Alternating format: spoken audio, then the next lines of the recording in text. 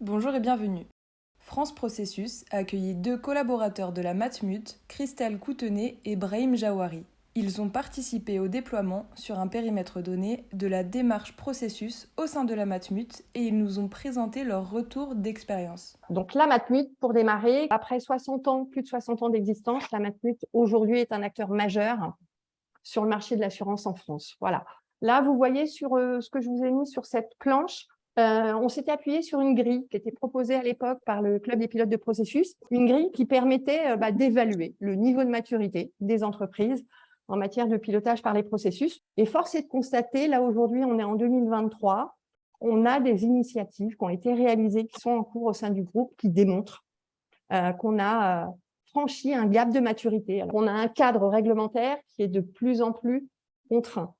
Et donc, si on parle de risque, forcément, on pense au processus. Et notre direction des risques contrôle interne à la Matmut, forcément, l'avait également vu pour l'intégrer dans sa cartographie des risques. Et on a travaillé ensemble à monter un cadre de classification des référentiels, du référentiel des processus Matmut. C'est en 2022 où Brahim a exprimé un besoin de pouvoir représenter les risques sur le périmètre des PRS, sur la cartographie des processus pour encore mieux les piloter. L'idée derrière, c'est d'avoir une vision précise et de pouvoir piloter en continu ces risques, ces éléments de maîtrise.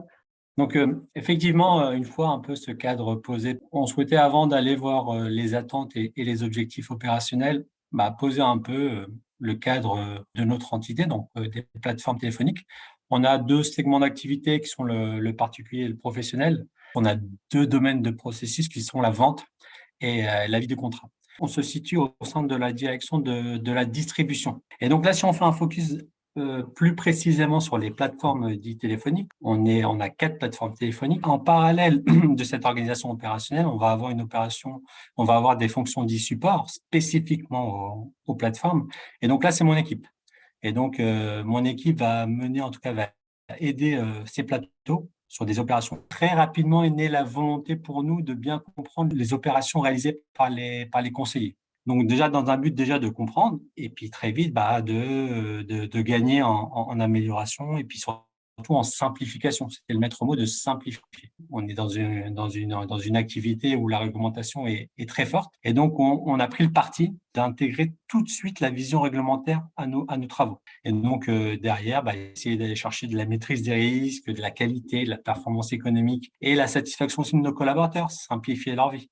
Je voudrais vous faire un petit focus sur mon équipe. C'est vraiment une équipe dont la vocation et les missions sont au service d'un triptyque de bénéficiaires que sont le groupe, les collaborateurs et les sociétaires. L'équipe soutient et accompagne les collègues dans la détermination et la mise en œuvre de leurs projets d'amélioration continue pour atteindre leurs objectifs. L'équipe propose une offre de service et donc Brahim est venu nous trouver.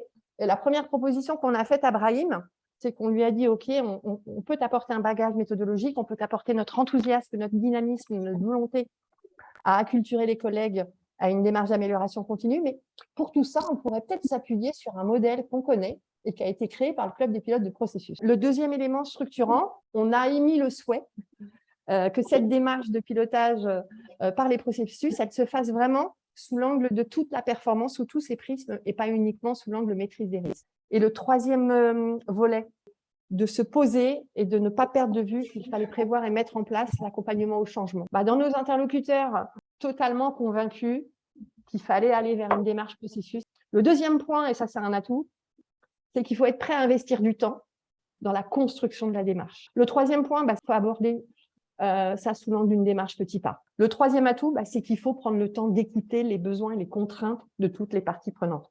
Ensuite, on a abordé le sujet comme un projet. Il y a une organisation derrière, il y a une structure. Ensuite, il faut avoir des sponsors. C'est un projet qui est mené 100% en interne. Et puis, le dernier atout, et ça on l'a, c'est qu'il faut avoir un réseau externe pour se challenger. Voilà, regardez ce qui se fait ailleurs, demander des avis, demander des conseils. Une fois en fait ce cadre de gouvernance posé par Christelle, l'objectif c'est se mettre à la place du métier. L'autre côté, c'était aussi la compréhension. L'autre point d'un point de vue des objectifs, c'était surtout d'avoir cette vision à la fois horizontale, mais aussi verticale. La coopération, il faut du temps, il faut de l'implication, donc on l'a inscrit dans nos objectifs de projet. Et après, comme on se l'a dit dans nos enjeux multiples, c'est d'avoir ce côté un peu amélioration continue, tout simplement. Et donc, à partir de ces objectifs-là, on a posé un certain nombre de prérequis. Déjà, le premier, aujourd'hui, on est dans un contexte groupe et donc intégrer dans cette performance ces éléments du cadre réglementaire. L'autre point, c'est de se dire aussi, l'objectif, c'est pérenne, c'est de mettre en place une gouvernance. Un autre prérequis, le troisième, c'est il faut que ce soit palpable, en fait. Donc, comment on traduit cette démarche-là d'un point de vue concret pour les opérationnels? Et donc, on a, comme dans tout processus, mis en place des livrables attendus. Et le dernier prérequis, c'est de dire, on a des outils et on ne veut pas les laisser tomber, on ne veut pas les remplacer. À partir de ce postulat, donc de ces objectifs et de ces prérequis, on a défini une vision projet très concrète, basée sur trois temps. Déjà une construction. Une fois, en tout cas, le cadre posé, nous avons souhaité fonctionner en lot. En fonction de chaque lot, c'est de délivrer le lot très rapidement auprès des acteurs. Et donc, au final, sur le premier semestre, on s'est rencontré avec l'équipe de Christelle, donc on a appris à se connaître. Et dans la démarche, en tout cas initiée, on a pris le temps de détailler les finalités de la démarche, d'affiner nos objectifs, notre trajectoire, pour que, en tout cas, l'équipe de Christelle comprenne bien nos attendus. Et donc, l'équipe Centre d'expertise nous a accompagnés sur l'appropriation et la démarche BPMN. Et on s'est projeté tout de suite en disant, lorsqu'on a détaillé la démarche, derrière, aller chercher du lean, aller chercher de l'amélioration, ce sera la prochaine étape. On a confronté la culture processus à la culture opérationnelle. Dans cette complexité, on a mis la culture du risque. Tout ça, en fait, a été important de poser le cadre. Et donc, on a pris ce temps-là et on a intégré au fur et à mesure l'équipe de l'OR sur la partie contrôle interne. Et en fait, en septembre, on a eu cette proposition. On a fait le cadre. Derrière, on a mis en place, on a ouvert les hubs aux parties prenantes. On a rappelé les livrables, on a rappelé les objectifs. De septembre à aujourd'hui, on a itéré.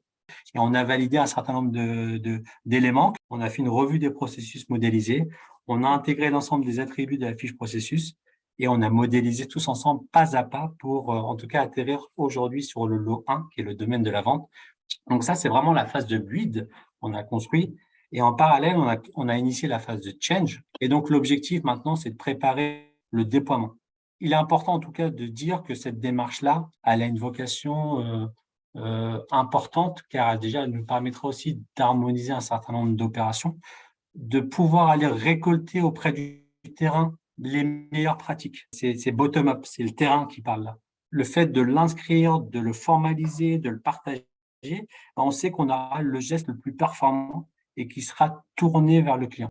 L'objectif est bien entendu de formaliser les éléments opérationnels, de l'inscrire, de le faire vivre et de le mettre dans la durée.